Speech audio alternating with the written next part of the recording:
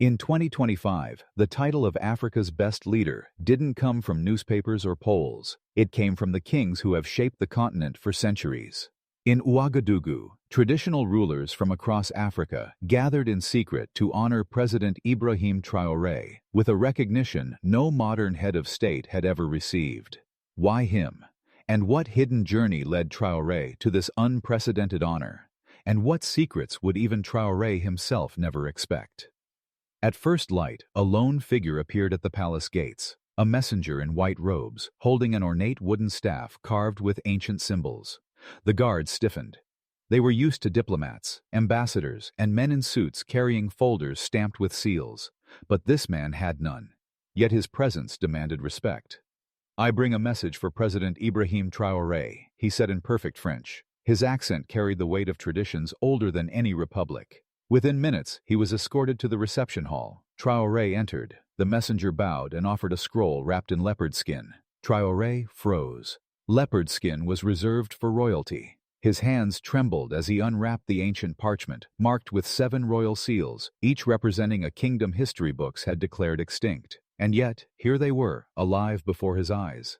The message read, "To Ibrahim Traoré, son of Burkina Faso, defender of African sovereignty. The time has come for the true leader to be recognized. For 3 years, the Council of 7 Crowns has observed your leadership, your rejection of foreign puppetry, and your commitment to the liberation of our continent. We invoke the ancient right of continental recognition. You are summoned to receive what is rightfully yours." The letter bore names that made Traoré's heart race: the Asantehene of Ghana, the Kabaka of Buganda, the Maasai Elder Council, a descendant of Shaka Zulu, the heir to the Songhai Empire, the custodian of Mali's ancient kingdoms, and, most shocking of all, the surviving Ethiopian imperial line. These were not empty titles. These were living bloodlines, protectors of ancient wisdom, keepers of secret networks that had survived colonization for generations. "When is this ceremony?" Traoré asked, his voice steady, despite the storm inside. "In 7 days," the messenger replied, "when the moon is highest. The sacred grove outside Ouagadougou has been prepared. This gathering has not taken place in nearly 2 centuries. The kings come not to honor a politician, but to recognize a leader whose spirit carries the fire of our ancestors." When the messenger left, Traoré sat alone, the scroll before him. Military training had taught him to read threats and weigh opportunities, but this was something else, something deeper, spiritual, beyond politics. He called Colonel Damiba, his most trusted advisor. Damiba read the scroll, his face tightening. "Excellence," he whispered. "My grandmother used to tell me about the Council of 7 Crowns. I thought it was a children's story. But if this is real—" "What am I walking into?" Traoré interrupted. "History," Damiba said. "You are walking into history." The next morning, the palace came alive. Traoré ordered a full investigation into the names and signatures. What his researchers uncovered was both thrilling and unsettling. These were not ceremonial figureheads for tourists. They were the true descendants of Africa's most powerful pre-colonial dynasties, quietly operating in coordination for decades. To make sense of it all, Traoré summoned Dr. Amadou Koumi, Burkina Faso's leading historian. The silver-haired elder spread ancient maps across the table. "Mr. President," he said, "the Council of 7 Crowns was created in 1847 as colonization tightened its grip. It was a secret alliance of kingdoms that refused the artificial borders carved across our land. Even after losing official power, these kingdoms preserved spiritual authority. They became guardians of our history, keepers of traditions, and the backbone of resistance networks. They carried messages, preserved trade routes, and provided sanctuary to liberation fighters during the independence struggles of the 1960s. Traoré leaned closer. "Resistance networks?" "Oh yes," Koumi said, lowering his voice. "And there's more. Something that explains why they chose you." He traced a family line with his finger. "Excellence. Your father's bloodline connects directly to the ancient Mossi kingdoms, not as a subject, but as royalty. You carry their lineage in your blood." Traoré's heart pounded. For the first time he understood. This was not only about his presidency. This was destiny. Traoré felt the air grow heavy around him. "Royal markers?" he repeated slowly. Koumi nodded. "Yes, Excellence. Certain traits, the way you command a room, your instinct for justice, the weight of presence. They are inherited signs. proof that your blood carries something chosen. The words struck Traore like a blade. He had always believed his strength came from discipline, his military training, his education, his service to the people. Now someone was telling him it might be fate written in his blood. That night, he wandered the palace gardens alone. Lanterns glowed softly, but his mind burned. Am I truly here because of my will, or because of something decided long before I was born? His phone buzzed. A secure message. French and American intelligence monitoring unusual activity. Traditional African networks active. Recommend heightened security. Traore let out a bitter laugh. Of course, the old powers are nervous. To them, the idea of Africa organizing independently was unthinkable. This ceremony wasn't about him. It was about Africa claiming its own legitimacy. The following days transformed Ouagadougou. Caravans arrived, Ghanaian drummers, Ethiopian priests with incense, South African praise singers chanting his lineage. Craftsmen brought carved masks, gold staffs, and sacred cloths. Despite differences in language and custom, each carried the same message. Excellence. Africa needs a leader who honors the past, but walks with the future. The weight of their unity pressed on him more than their gifts. Late one evening, his chief of protocol approached nervously. Excellence. The media is asking about the gatherings. What should we tell them? Traore thought. Tell them Burkina Faso is honored to host traditional leaders, nothing more. Privately, he knew the truth. This was power. A test. In 4 days, he would either embrace a destiny that could reshape the continent or refuse it. The test came sooner than expected. At 5 a.m., loud knocking shook his bedroom door. Colonel Damiba entered, uniform unbuttoned, face grim, holding a red folder marked classified, urgent. Excellence, Damiba said. French intelligence operatives were caught inside the ceremonial grounds. They posed as documentary filmmakers. What were they after? Traore demanded. Footage, Damiba said, to portray the ceremony as primitive theater, and we intercepted chatter about a media campaign to brand this gathering a threat to regional stability. Before Traore could answer, his communications director burst in with breaking headlines. CNN calls it a witch doctor coronation, he said. BBC warns of a return to tribal politics. How do they already know? Traore clenched his fists. Someone inside is feeding them.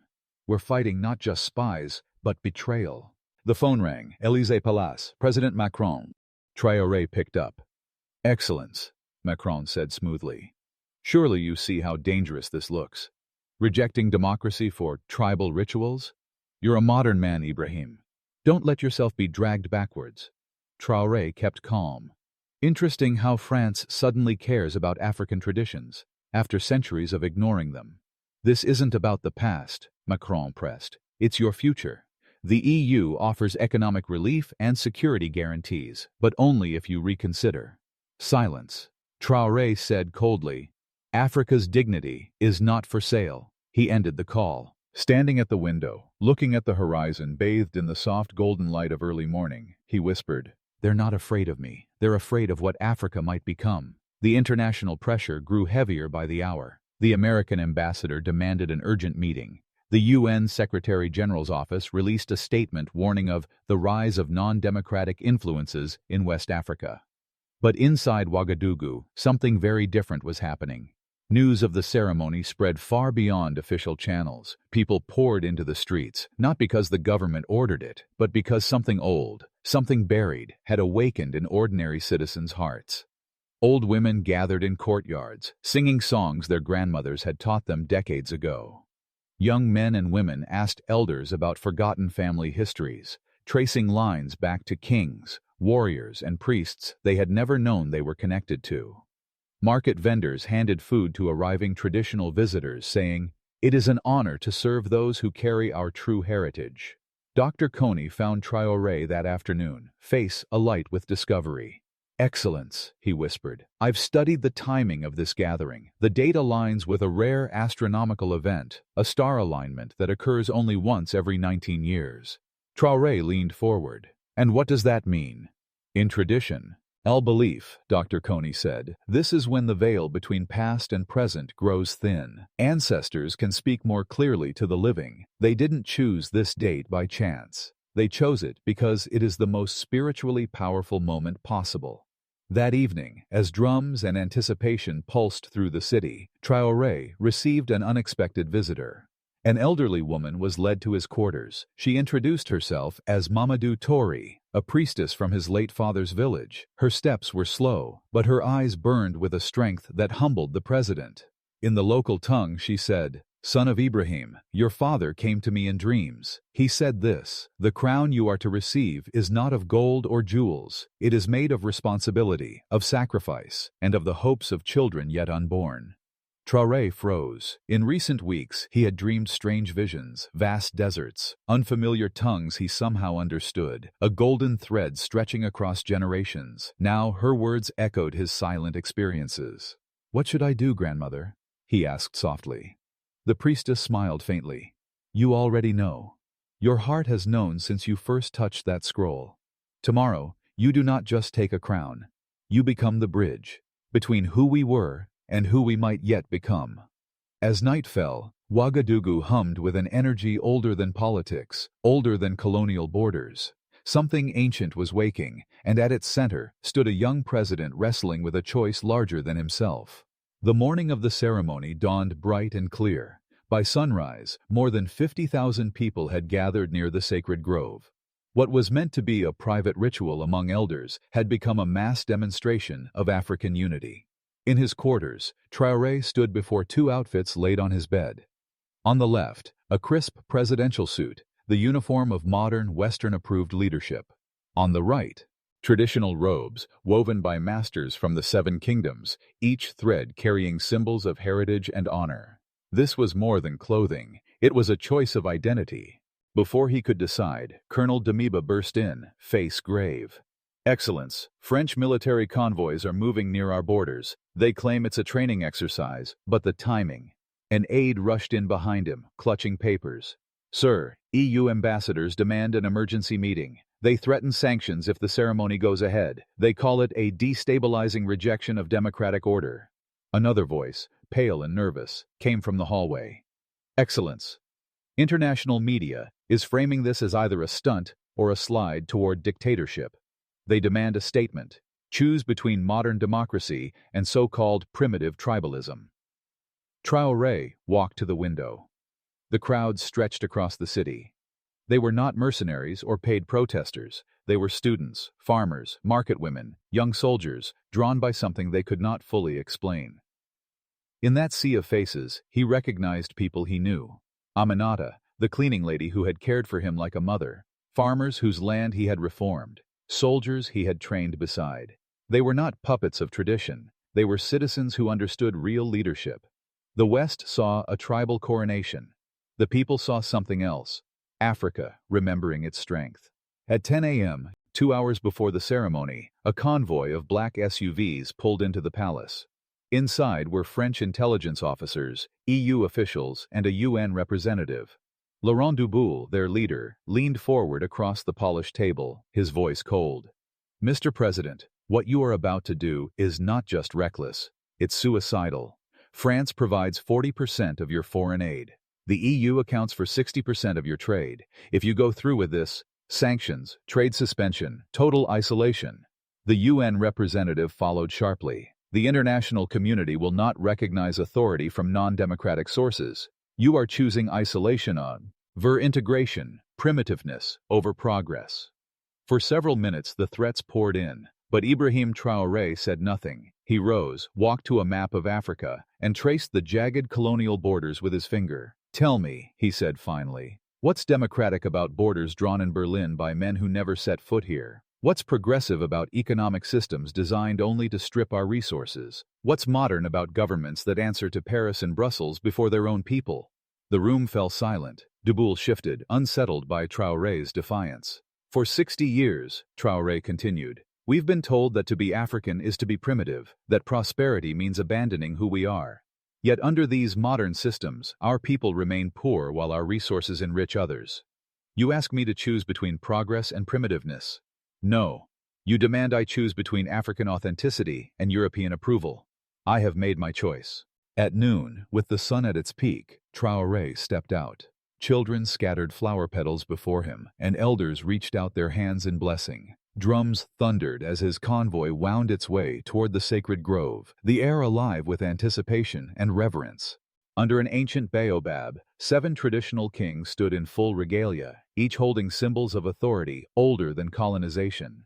The Asantehene of Ghana, eldest among them, stepped forward, eyes glimmering with centuries of wisdom.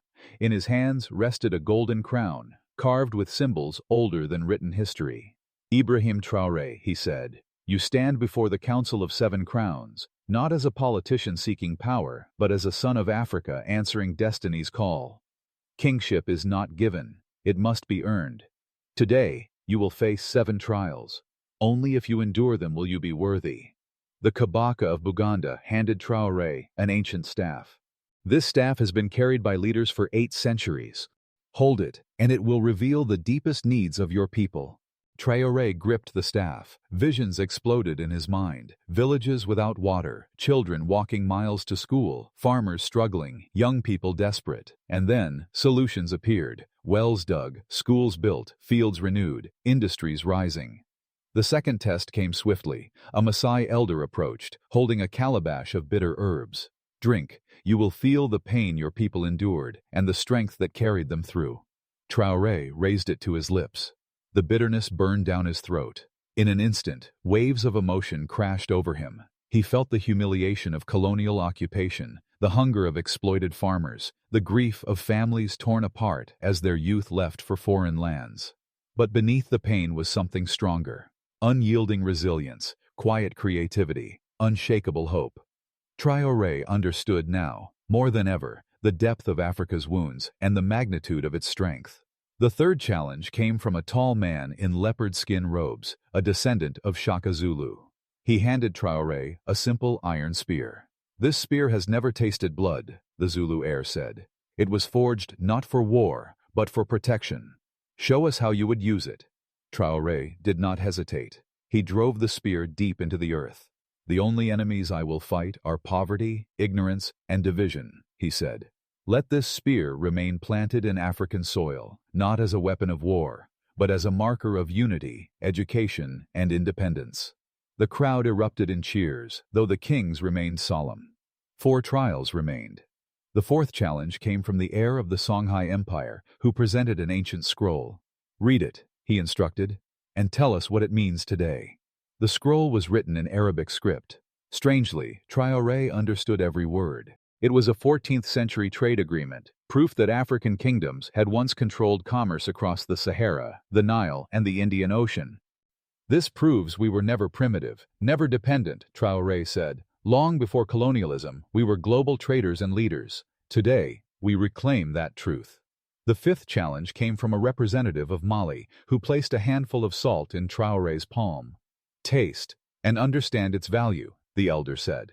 The salt touched his tongue, and visions appeared. Bustling trade routes, overflowing markets, kingdoms built on knowledge and wealth.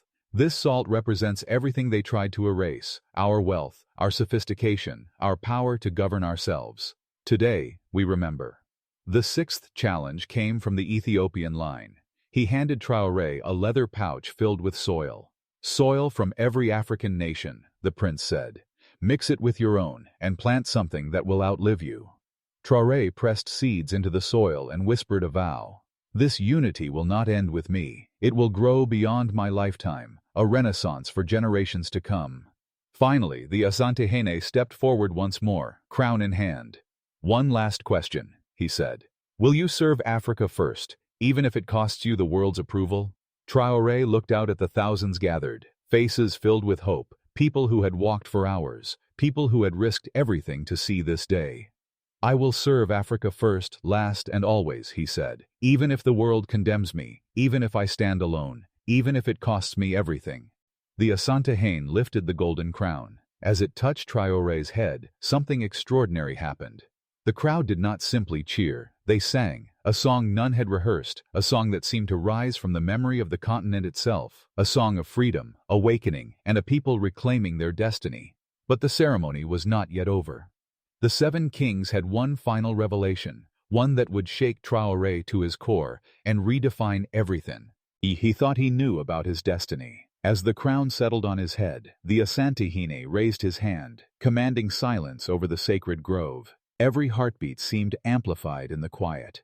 "Ibrahim Traoré," he said, "you have proven yourself worthy of recognition, but we are not gathered merely to honor you. Today, we offer you something unseen for over a century, the chance to lead a united Africa."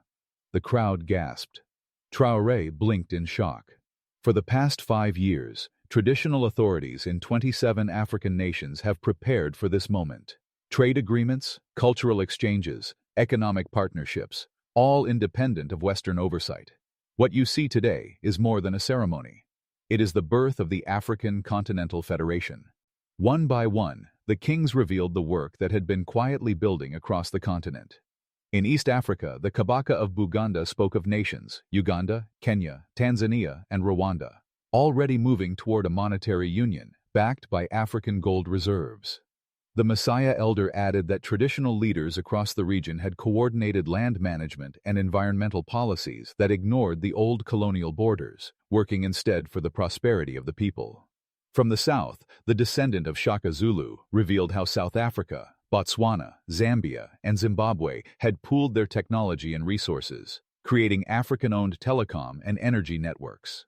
The heir to the Songhai Empire showed that Mali, Niger, Chad, and Sudan had developed transport networks connecting the Sahel, built entirely without foreign funding.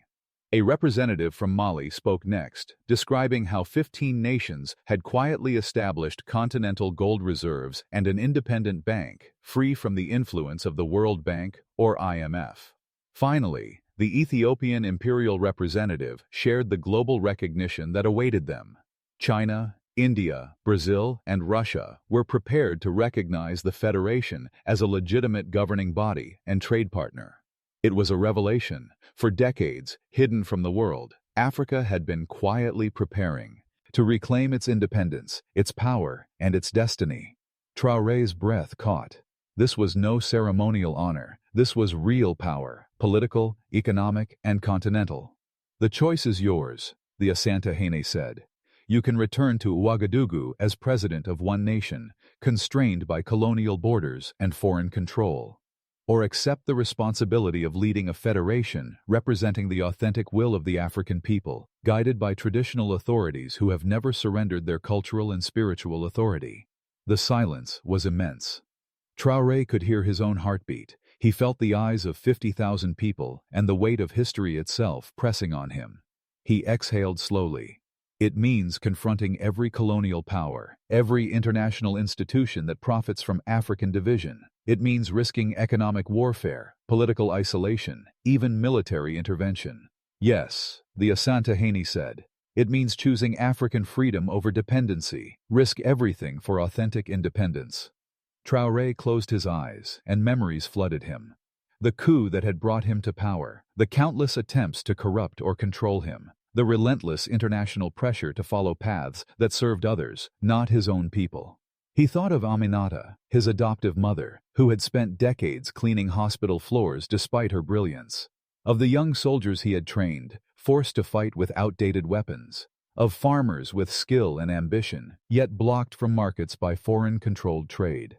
He opened his eyes, and in that moment, his resolve was clear.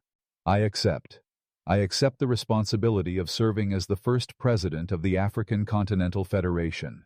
Not for power, but because our people deserve leaders who answer to them, not foreign capitals. The grove erupted into cheers. Drums thundered. Children and elders shouted in unison. Traoré raised his hand for silence, his voice steady. This crown is not made of gold. It is made of responsibility. The power I have been offered is not to rule, but to serve. Together, we will show the world that Africa can govern itself, prosper by itself, and define itself by its own values and vision. Across the continent, messengers carried word of Ouagadougou's historic moment. A new era had begun, one in which colonial borders and foreign dependency no longer defined African destiny. The man who had once been president of a small nation now stood as the leader of its richest and most powerful federation. The world would never be the same. This coronation was more than symbolic. It was a strategic leap toward African unity, decades in the making by quiet, visionary traditional authorities. Questions remained. Can traditional leadership models solve modern governance challenges? Can Africa achieve full independence without confronting entrenched global institutions? What comes next for this new continental federation? True leadership is measured not by power or wealth, but by service, courage, and commitment to those who have been silenced or forgotten. Ibrahim Traoré's journey reminds us that real change begins when we choose principle over convenience, people over approval, and legacy over short-term gain. Let Traoré's story inspire each of us. Seek opportunities to uplift your community, protect your culture, and act boldly in the face of adversity. Whether through education, mentorship, or simple acts of kindness, we all hold the power to shape the future. Africa's strength has always lived in its people, the farmers, the teachers, the custodians of knowledge, and the dreamers willing to act. When we honor our history while embracing innovation, unity and progress become unstoppable. Thank you for joining this journey across time, tradition, and destiny. May this story remind us that courage, vision, and service can transform not only a life, but a continent.